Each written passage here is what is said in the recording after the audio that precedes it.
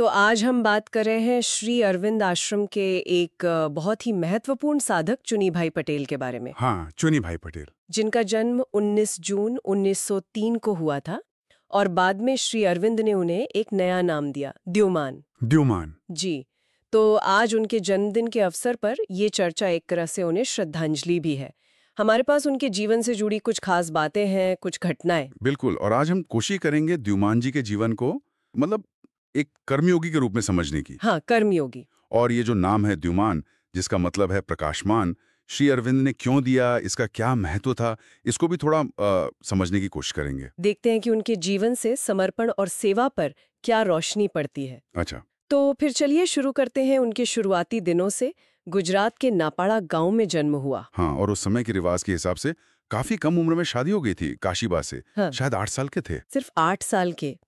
लेकिन कहते हैं कि 11 साल की उम्र तक आते आते उन्हें अंदर से एक खिंचाव महसूस होने लगा था, किसी ऊंचे लक्ष्य की तरफ। हाँ बिल्कुल, मतलब एक आध्यात्मिक बेचैनी कह सकते हैं। और इसी खोज में वो भारत घूमे भी, शांति निकेतन गए, बेलूर मठ गए। अच्छा, गांधी जी से भी मिले थे शायद? हाँ, गांधी जी से भी मिले। और इसी दौरान उन्होंने श्री अरविंद के लेख पढ़ने शुरू किए, जैसे जो आर्या में छपते थे, the secret of the Vedas. तो वहीं से कनेक्शन बना। हाँ, और कहते हैं कि उनकी एक रिश्तेदार थी भक्तिबा, उन्होंने शायद उनकी ये जो तलाश थी उसको समझा और पौंडीचेरी जाने को कहा। और फिर वो दिन आया, 11 जुलाई 1924। पहली बार पौंडीचेरी पहुंचे अपनी पत्नी काशीबा के साथ। जी, और वहाँ लाइब्रेरी हाउस में श्री अरविंद से मिले और कहते हैं पूरी तरह से खुद को समर्पित कर दिया। हाँ, और काशीबा ने भी अपने सोने के कंगन श्री अरविंद के चरणों में रख दिए थे। ये समर्पण वाकई बहुत गहरा रहा होगा। बिल्कुल, ये एक निर्णायक मोड़ था उनके जीवन का। फिर वो गुजरात लौटे, लेकिन श्री अरविंद से चिट्ठियों के जरिए संपर्क बना रहा। और फिर आखिरकार मई 1927 में वो पक्के तौर पर आश्रम आ गए, आश्रम वासी बन गए। हाँ, स्थायी रूप से।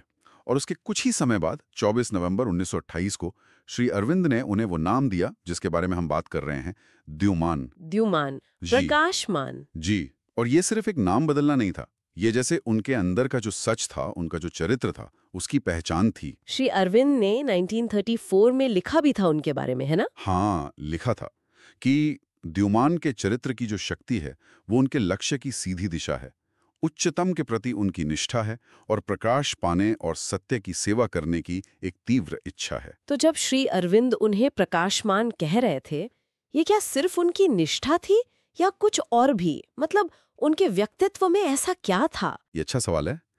देखिए, निष्ठा तो थी, जाहिर है, पर प्रकाशमान शायद उनकी सरलता को भी दिखाता है, उनकी स्पष्टता और सेवा में पूरी तरह से घुल-मिल जाने की जो उनकी क्षमता थी। हाँ, सेवा। और ये उनके कामों में दिखा भी। जैसे ही वो आश्रम आए, 22 मई 1927 को माँ ने उन्हें डाइनिंग रूम में सेवा का काम दिया। आते ही। हाँ, आते ही। और वो जीवन भर उसी सेवा से जुड़े रहे। साथ में अन्न भंडार यानी ग्रेनरी का काम भी संभाला। और वो सिर्फ एक मैनेजर या व्यवस्थापक नहीं थे, ऐसा लगता है वो आश्रम के लिए एक मजबूत खंभे की तरह बन गए थे। बिल्कुल सही कहा आपने।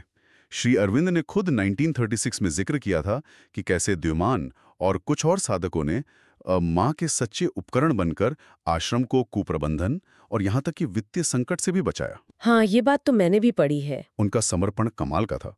सोचिए, जब आश्रम में पैसों की तंगी थी तो उन्होंने माँ के गहने, यहाँ तक कि उनकी साड़ियाँ बेचकर आश्रम के लिए पैसे जुटाए। सच में? साड़ियाँ भी? हाँ, मतलब उनके लिए माँ का काम किसी भी व्यक्तिगत चीज से कहीं ज्यादा जरूरी था।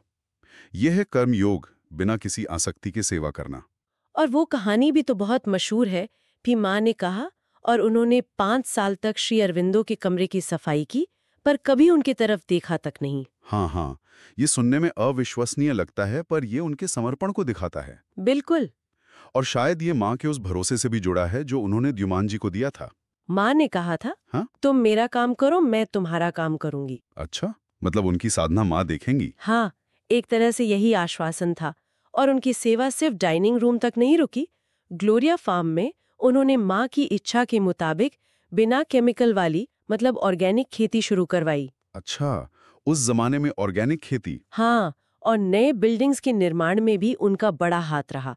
तो सेवा में भी एक विजन था, एक दूरदर्शिता थी। हाँ, ये तो दिखता है। बिल्कुल।